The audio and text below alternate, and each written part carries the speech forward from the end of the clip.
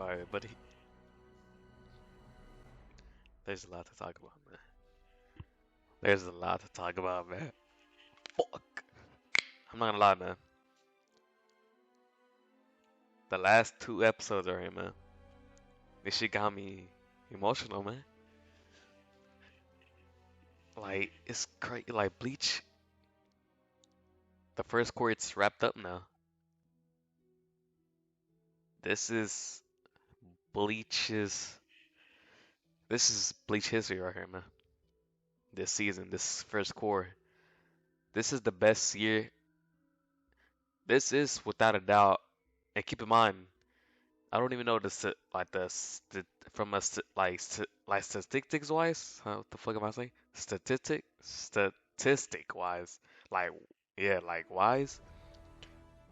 I don't know how many viewers was getting us. I don't know none of that shit. But what I do know, man, is what I'm feeling, bruh. And what I'm feeling, I'm not a delusional man. I'm a logical man, and I know without a doubt this is Bleach's biggest year ever. This these past over 2 months right here, these have been the best 2 months of Bleach's history ever. Ever. This right here has done wonders to the series, man. The season. Now I do got a few criticisms about the first quarter, which they answered for me. And once from episode 1 through 6, the art the art has looked very solid. I'm not gonna lie, like very, very solid animation, of course. But once Yama, once the Yama and Yuha fight got wrapped up, you could tell they suffered a lot, like budget wise, with the art, the facial expressions. There were a lot of scenes, like from 8 until now, like you could see they suffered a bit, like in the animation department. But they obviously answer where obviously since there's a lot of big hitters right now, Chainsaw Man, Bleach, Mob Psycho, Blue Lock, Spy X Family. Like Bleach can't have all the animators. It's just not realistic. So obviously all the high-end animators, they had to be spread out in each anime in themselves. So obviously Bleach did lack some animation, and there were a lot of times where the art, you could tell they had to really step it down. But it sounds good from the core 2 because they're they're really hyping core 2 up, man. Like in terms of animation, they're saying it's gonna be better than what we got core 1, which is obviously great news. Like even like even if they just surpass what core 1 animation was, season core 2 is already sounding to be better than core 1, which is amazing for everybody. Because at least we know that, and obviously I'm just speculating, but at least we know that it's sounding like they're actually doing Bleach justice. Like it's just not a one core, give it our all, and the rest of the cores, let's just put some mid effort into it. It's sounding like they're going full throttle with this shit, which is very clean. Like I'm saying, this is massive for Bleach, man. Very like this shit's crazy, man. Oh my god, Bleach Core One, man. It's a wrap. It's a wrap, man. I'm speechless. You got to give it to them, man. They did it. They did it, man. But let's get it. Let's get into the 2 episodes review. And this is gonna be everywhere, man. I'm just gonna get to my highlights. From now on, this channel is only my highlights, bro. I'm not doing like the whole episode review unless like everything in the episode is interesting. That's all. But right here, I'm just going through it, my dome. I'm just spitting shit. So it always starts like we know we're getting the flashback, and I like how the whole flashback, once it's wrapped, it takes us back to Ishin and Ichigo, which obviously is we're seeing we're seeing the backflash through Ishin's point of view, because he's obviously telling Ichigo his story real. Like he's telling Ichigo everything right here. Like Ichigo's not even born when this shit was happening. And I like when once the flashback is wrapped, we get to see Ishin. Like we're basically hearing the side of the story from Ishin's point of view, which is very clean. Like it was so clean. Like I don't even know, man. Like there's so much around 2 episodes. Like I don't know what the fuck. Like where to go from. Let me see. Yeah, so with Ishin, we cut back to Ishin, and Ichigo just basically thanks him. Ichigo thanks him, bro, cause now he knows he could do something. And I like this, like symbolically written wise. I like how when Ichigo's like, I gotta go. That's when we seen his his boss, that the job he has, that she appears with the Shinigami pass. And obviously, as we know, the flashback is done. Like we know everything now, and Ichigo knows everything. So the reason he went back, the reason that Oetsu sent him back home is so he could find his roots and truly know his purpose and his past, so he could truly find his true power. And once all that shit is wrapped up, he's ready. And as a sign, and as a sign for us that he's truly ready, his coworker appears with the Shinigami pass, which lets us know as watchers that it's time. He knows everything now. It is time to go. It is go time, and I like that a lot.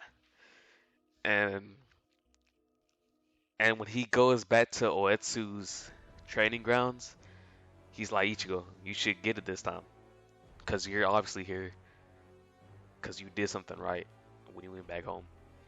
And although Sochi, once Ichigo started walking, they all bow and like kneel to him. He keeps walking and he finds the one, his Osachi, his main one, and it turns white, and we later find out why. It turns white, and shit, I'm on the second episode. I didn't even cover the first episode, but it's just I'm going everywhere. I don't give a fuck, man. But these 2 episodes were really good, man. These are some of my favorite episodes of Bleach, the first core, and it was wild, man. So yeah, like basically they all knew when he finds his Asachi, and that's basically where they go. Hold on, let me take it back. So let me go back to the episode 12. So episode 12, like like we find out how Ishin was telling Ichigo that there's one thing I gotta tell you. One last thing is this date, and obviously the day he told us was when Ichigo mom's died. The day Ichigo mom died, which we heard the story plenty of times in the original run of Bleach. We've seen that shit. And as we know, Grand Fisher killed her, which to a certain extent it is Grand Fisher did kill her. But the reason why she died is because as Ishin told us, Yuhabaha, he took he took the Quincy's powers that did not deserve, that he thinks don't deserve his true, like he took the powers of Quincy's that not deserve, as he thinks, the power of Quincy's. And obviously that was Masaki and Katagiri, which is Uryu's mom, which was revealed right there as well. So Yuhaba in his mind does not think that those two females, not because they're females, but those two characters in the world of Bleach did not deserve his power, because they are a disgrace to Quincy's, which he believes. And on that specific day when Masaki was fighting um the fish motherfucker, out of all the days she lost her powers, she got attacked by a hollow, which was Grand Fisher, and she died because she had zero powers. And Ishin, as a matter of fact, tells us that she had everything. She could have took out that hollow with like the easiest like in the world, the easiest battle of her life. And yet she died because she lost her powers by Yuhabaha. And yeah, that's a wrap up. That's a wrap up of everything but the rain, rather. And it was everything but the rain was is probably my favorite flashback of all of Bleach, easily. Like even of all of anime, that flashback was amazing, very amazing. All right, so now let's get to the episode 13, man. A lot of shit. Like, guys, I'm not gonna lie, this episode was one of my favorites, right, man. One of my favorites in all of Bleach. It was crazy. Like, like nothing happened. Like fights, not there was none of that shit. It's just the story, man. Like the story is unfolding right here, man. We're getting a lot of answers to the shit that's been set up since the beginning of Bleach. The beginning of Bleach, we're getting answers to right here, right now. The last arc of Bleach, man. And I like that a lot, man. I like that a lot, man. So as I said, like, my God, like, all right. So Ichigo, as I said earlier, he discovered, he found his Asachi, his true Asachi, and now Oetsu took him to this place, to this waterfall place, to make his new Zanpakto, his new form, his new Zanpakto, as I said, and and yeah, he just starts hammering, like he just starts building this like the sword that like just like with ease, like he's just hitting that shit, and then Oetsu knows himself that Zangetsu he, he knows that Zangetsu is actually Yuhabaha 1,000 years ago, and he's telling Ichigo, you know something was off with Zangetsu, and when you met Yuhabaha, you knew he reminded you of someone, and yeah, that's where it takes us to Ichigo meeting Zangetsu.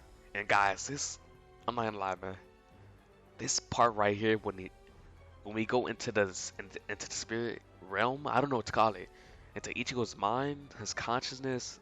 Let's just call it the Zangetsu's world, Zangetsu world. Let's call it that shit. Like this part right here, man. This is one of my. This is probably one of my favorite like scenes of all of Bleach right here, man. What they did right here, they nailed this shit. Like nailed it to the point. Like they nailed it so good, man. So basically, Ichigo goes into Zangetsu world, and we get this beautiful like scene, like of. It reminds me of like Ichigo and I mean, what the fuck? It reminds me of Naruto and Sasuke versus Jigen, where the camera was just flowing like that, and that's what we got right there. It was beautiful, like, and then it zooms in into Zangetsu's eye, and then the rain starts coming, and then it starts raining like black rain, and that's basically like right there, like yeah, Zangetsu is telling him like the truth. He's like technically I am Yuhabaha, and I am also not. I am neither your ally nor your enemy. And yeah, like the dialogue between Ichigo and Zangetsu is beautiful, man. I wish I could like know the whole dialogue they like speak, but I was just so in the zone, bro. I was like amazed, right? Like, god damn. Like he was like it was so like that line was hard, man. He was like, I am neither your ally nor your enemy. I am technically Yuhabaha, and at the same time I am not. Like those two lines, man, that shit was crazy. That shit was crazy. Yeah, and they just keep going. And Ichi was like, and then Zangetsu explained to us like he explains to us each time that like he explains this massive like shit like that setup in the beginning of Bleach. Like he was like Ichigo the power that you use is obviously of your Hollow and Shinigami form, which you use. But every time you are about to die on the brink of death, that you cannot keep going no more, that's when I stepped in with the Quincy power, and that is how you were supposed. That's how you. That's how you survived each battle, basically, when you were on the brink of death. I lend you my power, which is a Quincy. So like that's like, and I wish I could refrain the bread to like say it better, but I do not know like the true what he truly said. Like I'm just re-quoting what he said, but that's crazy, man. Like, and I know this shit from the manga. That shit still got to me, man. It still got to me. He was like,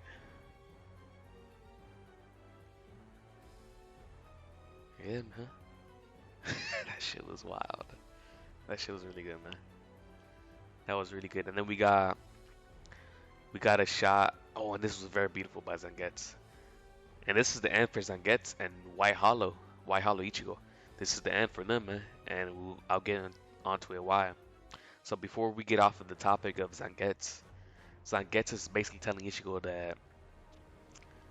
that he was truly happy being able to like to be by Ichigo's side from the beginning. Like seeing him get stronger, seeing him use his Shinigami's powers, even though Zangetsu is a Quincy, and Zangetsu was just embracing like Ichigo just getting stronger. And when he needed his Quincy power, he lended him the Quincy power when Ichigo truly needed it. But he was just loving seeing Ichigo truly become stronger each battle basically. Each time like he's been with Ichigo since the beginning and he's seen Ichigo just grow. And when he started fading, like he let the like the same as yeah, the same as Yuha. He got his Quincy power in like the sword shit, the glowing sword, and he just put it down, and he started fading, and that's when he was telling Ichigo, like I said, like I've truly enjoyed seeing you get stronger. I've enjoyed every step of the way, basically, and yeah, he sheds a tear, which is beautifully done. Right when they zoom into his face, about to disappear, once they got to Zai, a tear came out, and yeah, he was like, it was truly wonderful, man. And that's when Ichigo runs towards him, and that's where Zangetsu gives him his true Zanpakto, his true power, basically.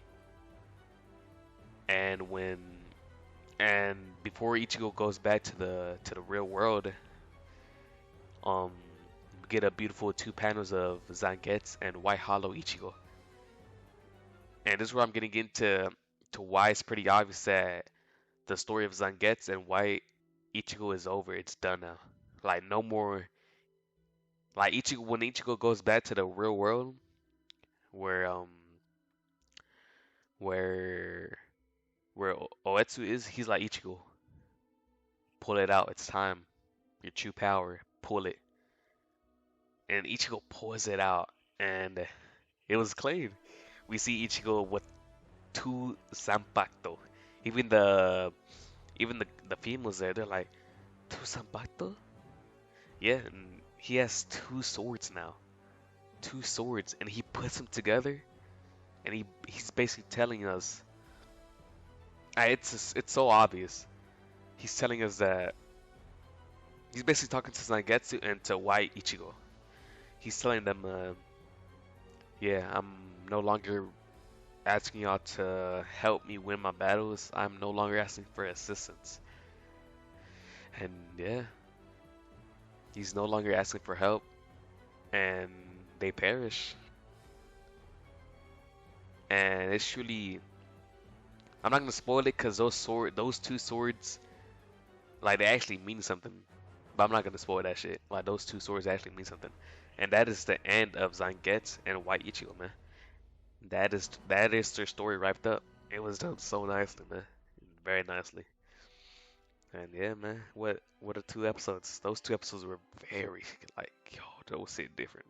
I don't know if it's because I know that these like those were the last episodes, but I don't know, man. That shit really got to me. It really got to me, man. Bleach is done. It's a wrap. That shit, man. But anyways, got. Oh no no no no! Before I close it off, we obviously see Hashworth appear in front of Yuha, and Uryu has joined the Quincy's. Uryu has joined the Quincy's. Everybody, that is so shocking to a lot of y'all. That is shocking to a lot of y'all. And yeah, that's where it ends with Yuha, and I like it a lot actually how it ended because the beginning, legit the first second, legit the beginning of Core One was it started off with Yuha's voice, and now it's ending with Yuha, and it ends with Yuha like the last time we see Yuha in Core One, the same facial expressions, the same camera angle as when we first saw Yuha, the legit the same angle, the same panel basically, and that's a wrap for Core One right there, man. It was truly magnificent. Anyway, guys, that's it for this vid, and I'll see y'all, man.